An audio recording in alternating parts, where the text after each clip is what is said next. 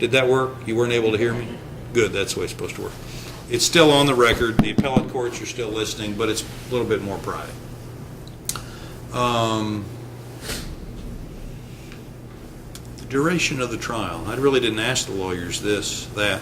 This is going to be a relatively short case. I would be surprised, this is Monday, I would be surprised if we're here past the close of business on Wednesday night. Do the lawyers agree with that? Yes. That's probably a good prediction. Yes. Has anybody been already given off any day this week by the Chief Judge? All right, second row. Yes, ma'am. Oh, yeah. Tell me your badge number. 1822303. What days have you been given off? Friday the 31st. You will be able to be off that day, I promise you. Thank you. Anybody else? Anybody have any kind of, well, let me tell you how long we're going to be in the courtroom. Typically, on day one, we get started late, but typically we're in the courtroom from 9 a.m. until 5 p.m.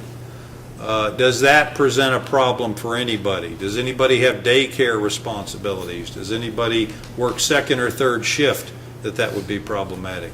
Yes, ma'am, in the third row. 1873947. Yes. I have daycare. What time do you have to pick your sweet children up? My son go in 9 to 4. And, Say it again. my son go to 9 to 4. I work 1:30 to 11:30. So you've got to pick him up at 4? Well, it depends on like the day. Like today, I'm supposed to work 1:30 to 11:30. Tomorrow, I work 9 to 7. So I drop him off at 4 and pick my daughter. I'm thoroughly confused. Like, All right, if you're going to be here from 9 a.m. until 5 p.m., how does that affect your pickup for daycare? Well, I'm saying I have to pick my son and my daughter. I have a son that's 5 and 47. All right, you drop them off what time? It depends upon your work schedule? Yes. Now, what if you're here on jury duty? Who gets them there? I get my kids to school there. Is there anybody else who can help you if you're picked to be on this jury panel? No, because my mother worked. I'm a single parent. I'm going to release you from jury duty in this case because of that responsibility, but I'm just in charge of this case. You need to go back to the second floor, let them know I've released you, and they'll give you further instructions. Thank you very much. Seat 1873947, seat 19. Anybody else have daycare responsibilities that would be impacted by a schedule here of 9 to 5? And whatever day you deliberate the case, both on the guilty or not guilty phase and, if necessary, the penalty phase, the jury may be here beyond 5 p.m. The jury takes however much time you think you need to deliberate. So on at least one occasion, you could be here past 5. Does that present a problem for anybody? Anybody work second or third shift? Man, you guys are great. Okay. Does anybody have any eyesight problems that would keep you from seeing evidence, reading documents, looking at photographs on screens around the courtroom? Anybody have any hearing problems that might affect your ability to hear my bad jokes or to hear the evidence in the courtroom? Yes, ma'am. 1811-285. Yes. I have dual hearing aids, but I can't adjust them. Have you been able to hear me okay? Yes. Okay, you should be okay then. The hearing gets a little bit better when you're in the well of the courtroom. All right, but continue to monitor your ability to hear what's said. For example, some of the people that you may hear in the courtroom don't speak as loudly as I do. He knows who I'm talking to. But you've got, you know what we also have? Oh, you got a volume control on yours. The other thing that we have, which probably is redundant and you don't need it, but we have a hearing aid device. Since you've already got your own hearing aids, you probably don't need that, I'm assuming. Okay, let us know how we're doing. Anybody else have any hearing deficits?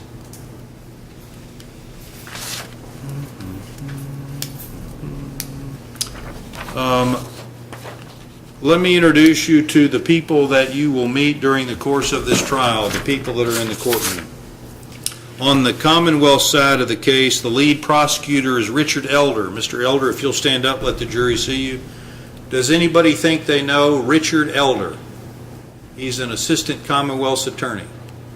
Thank you. Seated at the other end of the table is Frank Dahl III. He's another assistant Commonwealth's attorney. Mr. Dahl, are you going to be here for the whole trial? Yes, sir. Okay. Anybody think they know Mr. Dahl? Thank you very much. Seated in the middle is Detective Bradley Beckham. Anybody think they know Detective Beckham? Thank you very much. You can have a seat. Now, if we get, this is a very informal part of the trial. Nobody gets in trouble for speaking up. As a matter of fact, if you get 10, 15 minutes down the road and your light bulb goes on and you say, oh yeah, I know Mr. Elder, I see him in church, or I see him in Kroger, or I see him at daycare, it's okay to stop me. It's okay to interrupt me. We want you to participate. We want you to be engaged. We have failed if we get through this whole jury selection process and we haven't gotten each and every one of you to talk. So please don't be shy. Speak up, participate, share with us any information that you think may be relevant to a question. We're going to go to the next table, and I'm going to introduce you to the defendant's attorney, Brendan McLeod. Does anybody think they know Mr. McLeod? Thank you very much. Seated next to him is Maurice Hickman. Mr. Hickman? He's the defendant who is charged with a crime in this case. Mr. Hickman, anybody think they know Mr. Hickman? Mr. Hickman, I'm going to let you have a seat. We have some very important rules.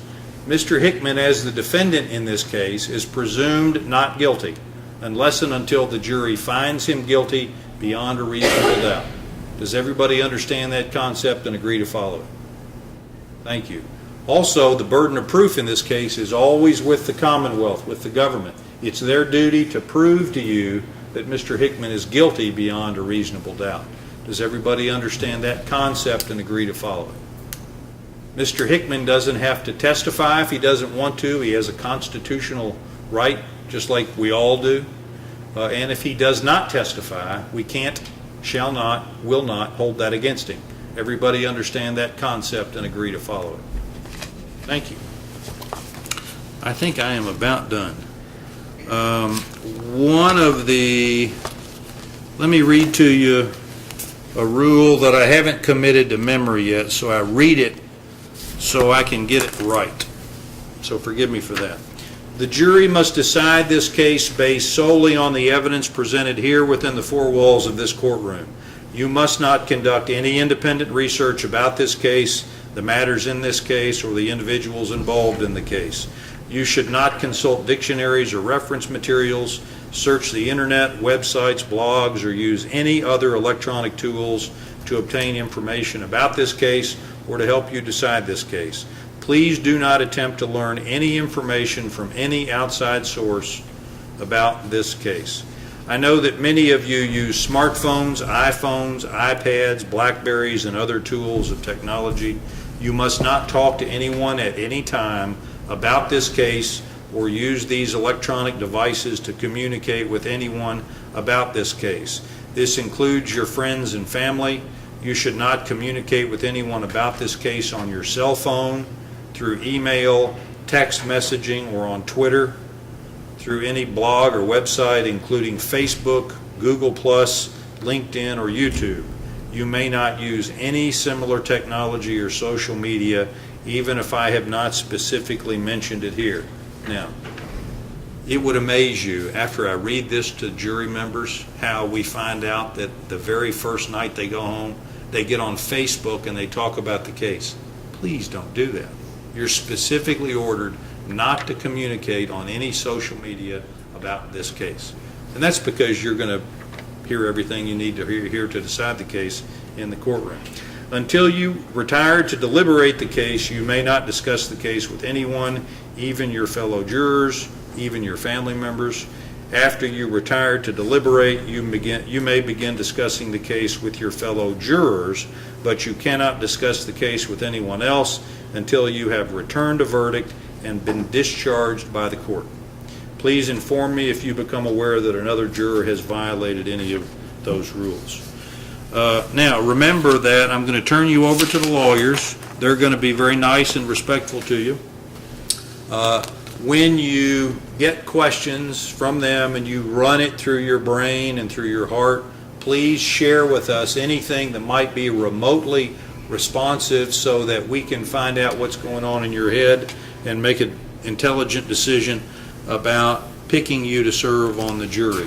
When back on that glorious day when you got the summons to come and be a juror, remember how excited you were when you got that?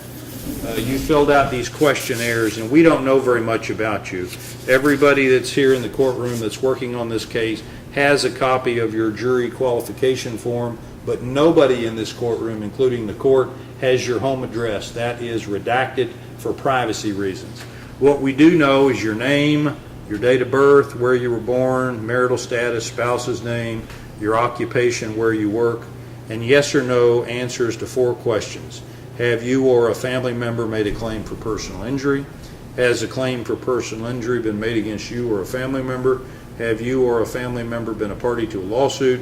Have you or a family member been a defendant, witness, or complainant in a criminal case? That's all we know about you. That's why we're going to ask you questions. Anybody on the panel have any questions of me before I turn you over to the lawyers?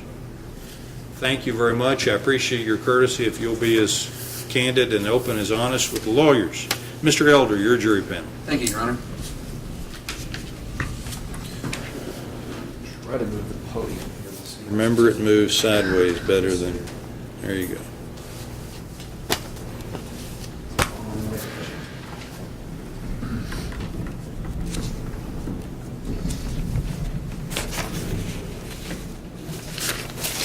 Ladies and gentlemen, good afternoon. May it please the court, Mr. Elder. counsel. As the judge told you, my name is Richard Elder, and I do work for the Commonwealth Attorney's Office. I know this is probably a new thing for you, and it might be a little bit awkward. You're sitting in a room full of people you don't know all that well. We're going to ask you questions about your life that you know may be a little bit more invasive than you're used to from perfect strangers in a setting like this. Please keep in mind throughout this process there's no such thing as a wrong answer to any one of these questions. The only way you can get this wrong is if you have a response and you don't give it to us. Only way to get this wrong is to not speak, like the judge said. And he kind of explained to you why that was, but you know, you're all qualified to be jurors or you wouldn't be sitting here, but some people may not be qualified to be jurors in this particular case. I'll give you an example from a trial I had recently. I started listing the people that I expected to call as witnesses. Lady raised her hand. Turns out she was the victim's sister on that case. Obviously, she can't be a juror in that case. Pretty obvious. Something a little less obvious might be, I have 2 small children. If you were to ask me if I could be impartial sitting on a criminal case in which somebody had hurt a small child, I would probably have to answer honestly no. I don't think that's, I think it would be too difficult for me to be objective about that. It's a less obvious example, but that's another thing. So, please give us your most honest answers. Nothing wrong. If you're not qualified to be a juror in this case for whatever reason, that's perfectly okay. There'll be lots of other cases. But again, please do answer us as much as you can. Again, like the judge told you, if you want to do this and you only want the attorneys to hear your answer as to approach, we can do it that way. It's not our intention to pry, but we do need to hear from you in order to pick this jury. Okay. And if you have any questions of me or something you'd like me to clarify, please do stop me. Give me a show of hands here. Who here thinks that the defendant in this case is entitled to a fair trial? Show of hands. Good. Everybody thinks that. Same show of hands who thinks that the Commonwealth is entitled to a fair trial. And the reason I ask about that is that's largely what we're here about. That's largely why we've spent 200 years refining the law, honing the law, is because that tells us what a fair trial is. The rules, the cases, all of that tells us what a fair trial is. And so what that means is both sides are going to get a fair trial when everybody follows the rules that they're asked to follow. Can everybody agree that they're going to do that? And we'll get into this in a lot more detail as we proceed. Now, as the judge told you, this is a criminal case. This is not about money. This is about a crime, that whether or not it was committed, and a penalty, which would be assessed if you find the defendant guilty, and it would be assessed in a number of years in the penitentiary. That's what's at stake here. Is there anybody, for whatever reason, religious, personal, anything else, that does not think they can sit in judgment of another person if the stakes are whether or not they go to the penitentiary? Anybody? 'Cause that's what you're being asked to do if you're a juror on this panel. Now, anybody here have any specialized legal experience? Attorney, paralegal, work in a law office, anything like that? Yes, sir. 1874686. I'm a lawyer. Yes, sir. And what kind of law do you practice, sir? Civil litigation, not criminal work. So when's the last time you did any criminal law? Never. Law school? Well, my daughter had a traffic ticket. Okay. Okay. Thank you. Anybody else? Yes, ma'am. I used to work as a corporate controller for a company called Vocational Economics, who we provided expert testimony in cases of loss capacity to work. Okay. So again, nothing to do with criminal law or anything like I that. was just doing the And I'm sorry, you're 1829724, is that correct? Yes. Okay, thank you. Sorry, I'm really bad about that. I picked a jury not that long ago and didn't remember to remind people about their numbers one time, so I'm trying to do better. But I'll probably forget, and the judge will probably have to remind me. I have to say to this nice lady that the very first deposition I took as a lawyer years ago was Tony Gamboa. Worked for him for 24 years. Certainly not a requirement, obviously, to have been a juror in a criminal case before to be one now. Obviously, this is your first day. Nobody's been on a jury panel yet. But has anybody during prior jury service been a juror in a criminal case before? Okay, I see a number of hands, so I'm going to start in the front row and work my way back. Yes, ma'am. 1811-285, I was on a case that involved sexual discrimination. Now, was that a Harassment. it was sexual harassment? Okay, I think that's probably a civil case. Were you deciding a verdict for prison time or for money? If you remember, did you get the It was verdict? jail time. It was jail time? Okay, okay. So that, you're correct, that was a criminal case. Did that go through the verdict? Yes. Did you all deliberate all the way? Okay. Thank you. And I believe you had your hand up as well, ma'am? Yes, it's been a number of years, I don't know, 6 or 7 years, it's a late case. And were you able to finish that case? Did that go all the way to verdict? Yes, ma'am. Thank you. All right, anybody in the second row? Yes, ma'am. 1822-303, it was 20 years ago, and it was an armed robbery. And once again, were you actually asked to deliberate in that case? Yes. And did you let it go to verdict? Yes. Thank you. Anybody else in the second row? Okay, moving on to the third row. Yes, ma'am. 1874193, the murder trial, and they took our account. Okay, so that one, you did not get a chance to deliberate in that case? Thank you. Anybody else in third row? How about the fourth row? Yes, I'll start with you, sir, on the end there. 187-4231, I appeared as a witness in a court. Someone had beaten up a lady, stole her purse, and used her credit card in a store that I was working at, and I was a witness to that effect. Okay, well, thank you for sharing that. How long ago was that? 1976. Okay. Well, I won't ask if you got to deliberate because you weren't a juror in that case, but thank you for sharing that. You're actually a couple questions ahead of me, but that is absolutely the kind of thing we would like to know. Thank you very much. Anybody else in the fourth row? Yes, ma'am. Would a DUI be considered? Yes, yes, it would. 18741, And how long ago was that? about 19 years ago. Okay, did that case go all the way to the verdict? Yes. Your verdict? Okay, thank you. Anybody else in that row? Okay, final row, criminal cases. Yes, I see you right there in the back. Yes, ma'am. Okay, 1874563. Approximately 7 years ago, I was involved in a criminal case that was breaking and entering theft and personal injury. And Okay. It did go to decision. Thank you, thank you.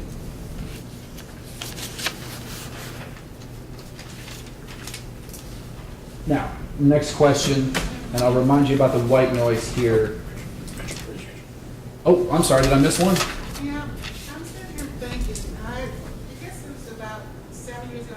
I've had cancer, so my memory, kind of, but I was on jury duty for someone that was in a car accident, and it was drinking, and we had to deliver, and I was on it for the full time. But I think it might have been like 7 years ago, Okay.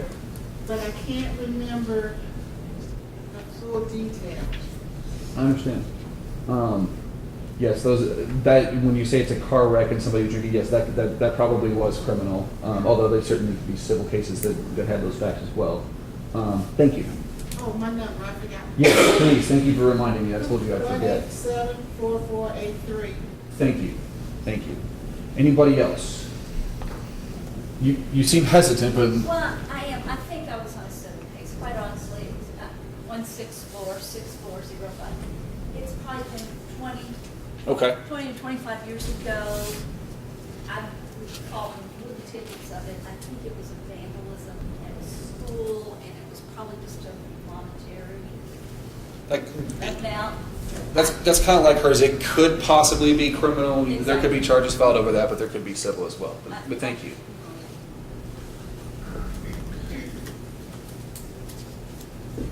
Okay.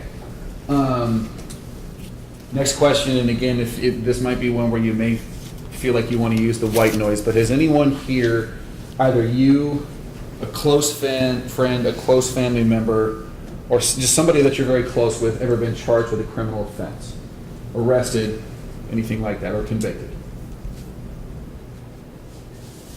Okay. And if you're comfortable sharing with the group, that's fine. If you're not, just say I'd like to come up, and I'll move the podium out of your way, and we can go up and talk about it under the white noise. I think I'll do the same thing I did, start in the front, and work my way back. I think that you were the closest. Yeah, I'll go. Okay.